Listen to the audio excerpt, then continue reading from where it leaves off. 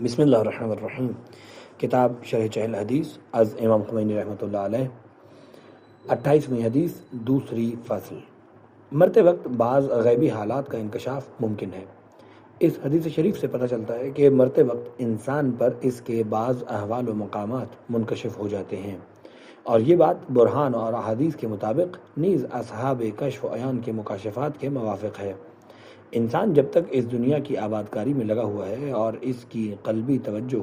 اس مقام کی طرف ہے اور نشہ دنیا نے اس کو مدہوش کر دیا ہے، شہوت و غضب کی نشہ آور چیزیں اس کو نشہ میں مبتلا کیے رکھتی ہیں، اور وہ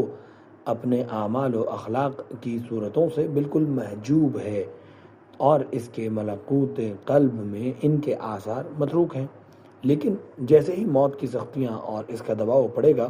تو ایک حد تک یہ نشہ اتر جائے گا، اور اگر مرنے والا مومن اور اہل یقین میں سے ہے اور اس کا قلب ان عوالم کی طرف متوجہ تھا، تو آخر الامر طبعی طور پر اس کی قلبی توجہ اس عالم کی طرف ہو جائے گی، اور روحانی طور پر رہنمائی کرنے والے اور اس پر موکل فرشتے اس کو اس عالم کی طرف لے جائیں گے، اور وہ اس رہنمائی اور پلٹنے کے بعد عالم برزخ کے ایک نمونے کا مشاہدہ کرے گا۔ عالم غیب سے ایک دریچہ اس کی طرف کھول دیا جائے گا، اور وہ ایک حد تک اپنی حالت اور اپنے مقام کا مشاہدہ کر لے گا۔ چنانچہ امام علی علیہ السلام سے منقول ہے، ہر نفس جب تک یہ نہ جان لے کہ وہ اہل جنت سے ہے یا اہل جہنم سے، اس کا اس دنیا سے نکلنا حرام ہے۔ اس مقام پر ایک اور حدیث شریف ہے، اگرچہ لمبی ہے لیکن اس میں ولایت امیر المومنین علیہ السلام اور اہل بیت علیہ السلام سے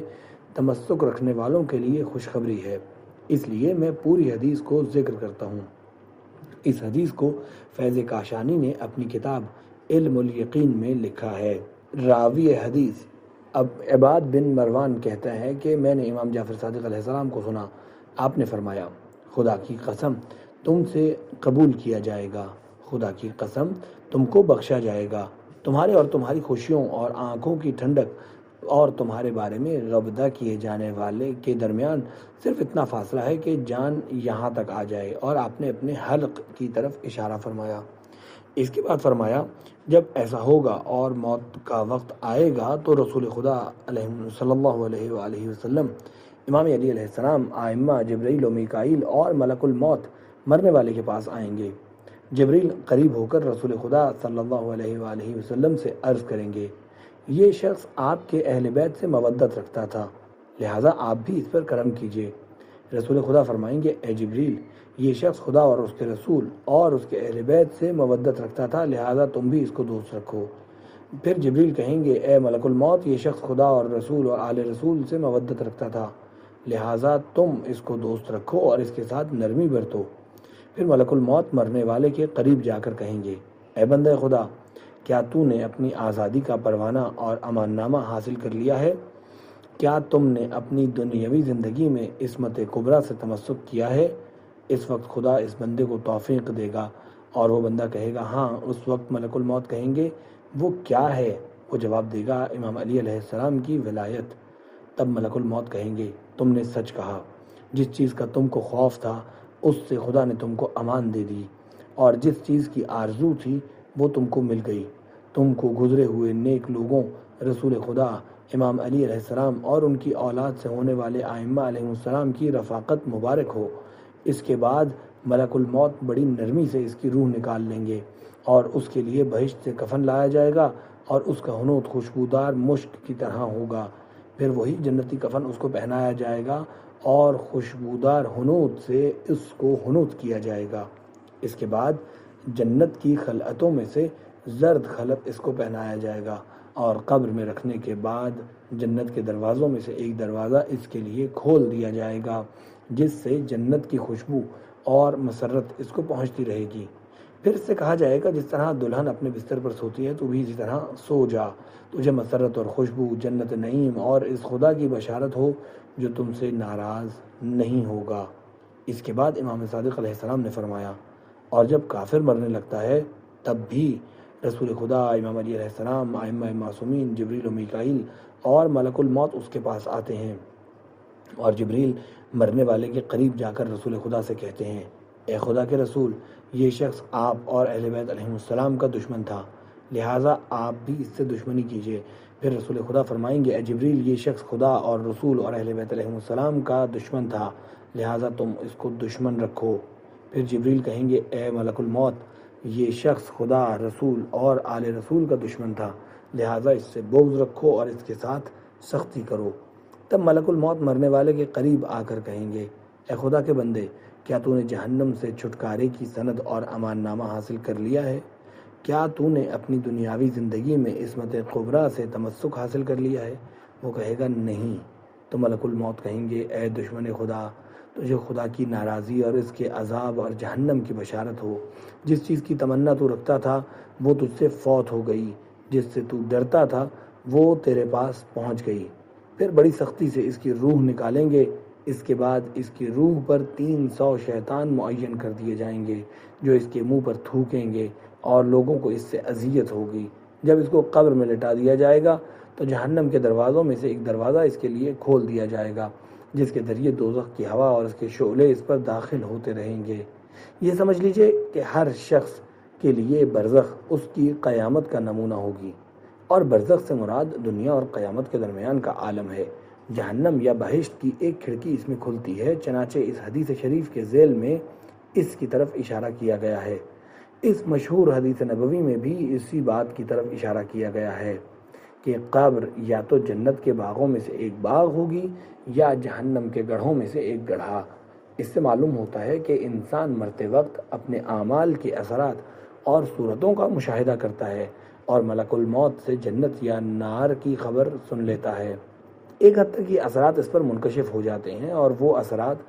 جو اعمال و افعال سے قلب میں حاصل ہوئے ہیں، مثلا نورانیت، فراخ دلی اور وسعت وغیرہ، یا ان کے ازداد جیسے کدورت، سینے کی تنگی، ظلم، فشار وغیرہ، بس معائنہ برزخ کے وقت سے دل نفحات لطیفہ جمالیہ کے لیے آمادہ ہو جاتا ہے۔ اس کے اندر لطف و جمال کے آثار تجلیات ظاہر ہو جاتے ہیں، بشرط یہ کہ وہ اہل سعادت و اہل ایمان سے رہا ہو۔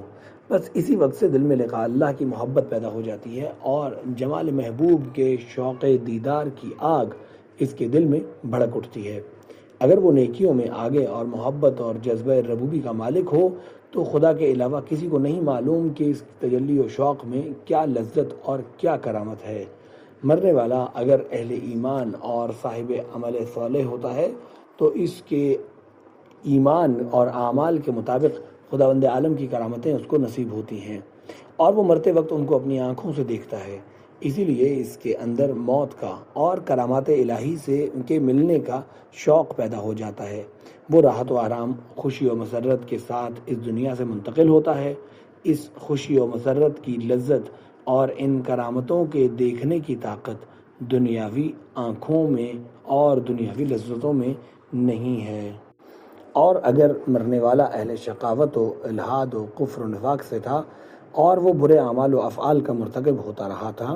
تو ہر شخص اپنے حساب سے اور اپنے اعمال کے مطابق غضب و قہر الہی کا مستحق ہوگا، اور بطور نمونہ دار الاشقیاء اس کے لیے منکشف ہوگا۔ اس کے اندر ایسی وحشت اور ایسا انقلاب پیدا ہوگا کہ تجلیات جلالیہ اور قہریہ الہیہ سے زیادہ کوئی بھی شے اس کے نزدیک مبغوض نہ ہوگی۔ اس بغض و عداوت کی وجہ سے اس پر ایسی سختی اور فشار اور ایسی ظلمت و عذاب ہوگا جس کا اندازہ خدا کے علاوہ کسی کو نہیں ہو سکتا، مگر یہ ان لوگوں کے لیے جو اس دنیا میں کافر و منافق اور خدا اور اولیاء خدا کے دشمن رہے ہوں گے۔ خطا کاروں اور بڑے گناہوں کے مرتکب ہونے والوں کے لیے ان کے اعمال کے مطابق جہنم کا نمونہ پیش کیا جائے گا، اور اس وقت ان کے نزدیک سب سے زیادہ مبغوض چیز اس دنیا سے منتقل ہونا ہوگا۔ ایسے لوگوں کو بڑی سختی، فشار اور زحمت کے ساتھ منتقل کیا جائے گا، اور ان کے دلوں میں ایسی حسرت ہوگی جس کا صحیح اندازہ نہیں لگایا جا سکتا۔ اس سے پتہ چلتا ہے کہ احتضار موت کے وقت انسان ان تمام چیزوں کو دیکھے گا جو اس میں تھیں اور وہ ان پر مطلع نہیں تھا، اور ان مشاہدات کا بیج اس نے اپنی مملکت وجود میں خود بویا تھا۔ ہماری خامیوں کے سامنے زندگانی دنیا ایک پردہ پوشی تھی، اور ہمارے گناہوں کے لیے یہ دنیا اہل معرفت کی نظر میں پردہ تھی۔ جب یہ پردہ اٹھ گیا اور یہ حجاب ہٹ گیا تو انسان کے اندر جو کچھ بھی تھا، اس نے جو کچھ مہیا کیا تھا، سب کو بطور نمونہ اس نے دیکھ لیا۔ دوسری دنیا میں انسان اسی عذاب اور عقاب کو دیکھے گا جس کو اس نے خود اس دنیا میں فراہم کیا ہے، اور اس دنیا میں اس نے جتنے بھی اعمال صالحہ اور اخلاق حسنہ اور عقائد صحیحہ تھے، دوسری دنیا میں ان دوسری کرامتوں کے ساتھ جو خدا نے اپنے فضل سے اس کے حوالے کیے ہیں، اپنی آنکھوں سے دیکھ لے گا۔ تفسیر صافی میں آیہ شریفہ اعوذ باللہ من الشیطان الرجیم فمن یعمل مثقال ذرۃ خیرا یرہ، جس نے ذرہ برابر نیکی کی وہ اس کی جزا پائے گا، اور اس کے ذیل میں مجموع البیان کے حوالے سے نقل کیا گیا ہے کہ حضرت علی علیہ السلام فرماتے ہیں قرآن کے اندر یہ سب سے محکم آیت ہے، اور رسول خدا اس آیت کو الجامعہ فرمایا کرتے تھے۔ لہذا یہ جان لینا چاہیے کہ اگر ہم نے اس دنیا میں خدا اور اس کے اولیاء سے محبت کی اور ان کی اطاعت کا طوق اپنی گردن میں پہن لیا اور قلب کی توجہ خدا کی طرف ہو گئی، تو مرتے وقت عین حقیقت اپنی صورت جمیلہ کے ساتھ ہمارے سامنے ظاہر ہوگی۔ اور اس کے برعکس اگر دلی توجہ دنیا کی طرف ہوئی اور دل حق سے منحرف ہو گیا تو ممکن ہے رفتہ رفتہ خدا اور اس کے اولیاء کی دشمنی ہمارے دلوں میں پیدا ہو جائے، اور مرتے وقت اس میں شدت پیدا ہو جائے اور وحشتناک اثرات اس سے ظاہر ہوں، جیسا کہ آپ نے سنا۔ لہٰذا سب سے اہم بات یہ ہے کہ انسان پابندی کے ساتھ اپنے قلب کی توجہ کو خدا کی طرف موڑ لے، اور خدا اور اولیاء خدا اور دار کرامت کی طرف دلی توجہ پیدا کرے۔ اور یہ حالت اس وقت حاصل ہوگی جب انسان خدا کی نعمتوں میں غور کرے گا اور اس کی اطاعت و عبادت پابندی سے کرے۔ لیکن انسان کو چاہیے کہ اپنے نفس اور اعمال پر کبھی بھروسہ نہ کرے، ہر حالت میں خصوصاً خلوت میں خدا سے گڑ گڑا کر دعا کرے کہ اپنی محبت اس کے دل میں ڈال دے اور اس کو نور معرفت اور اپنی محبت کی روشنی سے بھر دے، اور دنیا اور غیر خدا کی محبت اس کے دل سے نکال دے۔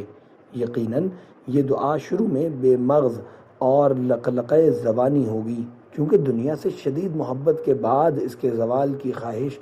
بہت مشکل ہے، لیکن ایک مدت تک غور کرنے اور دل کو سمجھانے اور پابندی کرنے سے محبت خدا کے اچھے نتائج اور محبت دنیا کے برے نتائج بطور حقیقت ظاہر ہو جائیں گے انشاءاللہ۔